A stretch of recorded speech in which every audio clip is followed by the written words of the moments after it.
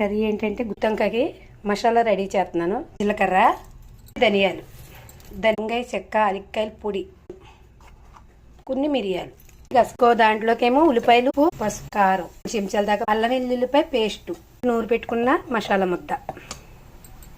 ఇదిగోండి మసాలా ముద్ద వేసుకున్నాం కదా, ఇదంతా మిక్సీ ఆడుకో. మసాలా ముద్ద రెడీ అయిపోయింది. ఇప్పుడు వంకాయల్లో పెట్టుకుందాం. వంకాయలు మసాలా పెడతాను, మరి పెట్టింది మాత్రం మీకు వీడియో. గుత్తొంకాయకి మసాలా ఎట్టేసాను.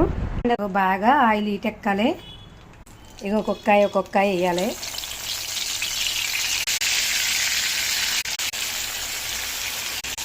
అన్నీ మసాలా కూడా ఇలా వేసుకొని ఇలా మసాలా అంతా వేసుకున్నాక సన్న మంట మీద మగ్గాలి.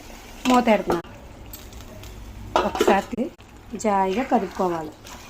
పోయింది గుత్తొంకాయ గ్రేవీ కర్రీ ఎంత బాగా వచ్చిందో చూసారా. కాయ కూడా చక్కగా దిగింది. లైక్ చేయండి.